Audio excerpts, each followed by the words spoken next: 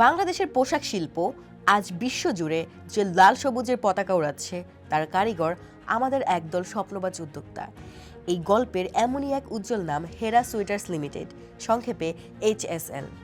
2019 সালে যখন অত্যাধুনিক প্রযুক্তির জার্মানি মেশিনে বোনা সুতোর ছন্দে কারখানাটি পথ চলা শুরু করে, তখন সামনে ছিল সোনালী দিগন্ত। কিন্তু ভাগ্যের পরিহাসে সে দিগন্তে দ্রুত জমা হয় বৈশ্বিক সংকটের গণঘটা।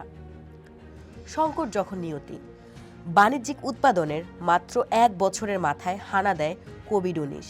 স্তব্ধ হয়ে যায় পৃথিবী, থমকে যায় রপ্তানি। সেই রেশ কাটতে না কাটতেই শুরু হয় রাশিয়া ইউক্রেন যুদ্ধ। জ্বালানি সংকট আর আকাশচুম্বী মূল্যস্ফীতির কবলে পড়ে বিশ্ব অর্থনীতি। বড় বড় ব্যবসায়িক প্রতিষ্ঠান যখন হাত গুটিয়ে নিচ্ছিল, হেরা সুইটার্স তখন স্রোতের বিপরীতে লড়াই চালিয়ে গেছে। একদিনের জন্য বন্ধ হয়নি চাকা, বঞ্চিত হয়নি কোনো শ্রমিক। দায়বদ্ধতার অকাট্য প্রমাণ। কথায় আছে, সময়ে চেনা যায় আসল বন্ধু আর আসল মানুষ। আর্থিক দায়বদ্ধতার ক্ষেত্রেও HSL তার সততার প্রমাণ দিয়েছে বুক চিতিয়ে। বাংলাদেশ ব্যাংকের গ্রিন ফাইন্যান্স ঋণের 318 কোটি টাকা পুরোপুরি পরিশোধ করা হয়েছে।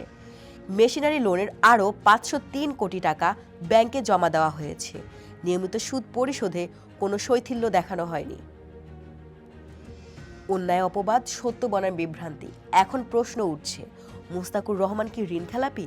যারা গভীর জলের মাছ আর স্বচ্ছ জলের মানুষের মধ্যে পার্থক্য বোঝেন না, তারাই হয়তো এমন প্রশ্ন তুলছেন।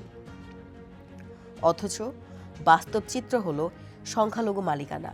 মুস্তাকুর রহমান এ প্রতিষ্ঠানের মাত্র 23% শেয়ারের মালিক, বাকি সিংহভাগ মালিকানা অন্যদের। আইনের দৃষ্টিতে একজন সংখ্যালঘু শেয়ার হোল্ডারদের ওপর সব দায় চাপানো অযৌক্তিক। পুনর্গঠন অপরাধ নয়। HSL কখনো সুদ মওকুফ চায়নি, বরং আইনশুদ্ধ উপায়ে ঋণ পুনর্গঠনের আবেদন করেছে, যা সারা বিশ্বের আধুনিক ব্যাংকিং ব্যবস্থায় একটি স্বাভাবিক প্রক্রিয়া। আসল খেলাপি কারা? ঋণ খেলাপি তো তারাই যারা সামর্থ্য থাকা সত্ত্বেও অর্থ পাচার করে কিংবা ব্যাংকে ফাঁকি দেয়। মুস্তাকুর রহমান তো সেই ব্যক্তি যিনি সংকটকালে নিজের সর্বোচ্চ দিয়ে কারখানা সচল রেখেছেন। একজন উদ্যোক্তার সম্মান রক্ষা হোক। হাজার হাজার কোটি টাকা লোপাট করে যারা দেশ ছেড়ে পালিয়েছেন, তাদের সাথে একজন লড়াকু উদ্যোক্তাকে একই পাল্লা মাপা শুধু অন্যায় নয়, বরং সত্যের অপলাপ। আমাদের বুঝতে হবে, একজন সৎ উদ্যোক্তাকে কলঙ্কিত করা মানে দেশের বিনিয়োগের পরিবেশকেই বিষিয়ে তোলা। এন্টারপ্রেনার বাংলাদেশ দৃঢ়ভাবে বিশ্বাস করে, মুস্তাকুর রহমান কোনো ঋণ খেলাপি নন, বরং তিনি বৈশ্বিক ঝড়ের মুখে টিকে থাকা এক অসম সাহসী উদ্যোক্তা। সংকটের মেঘ কেটে যাবেই, কিন্তু সততার যে দৃষ্টান্ত তিনি স্থাপন করেছেন, তা বাংলাদেশের অর্থনীতির ইতিহাসে উজ্জ্বল হয়ে থাকবে।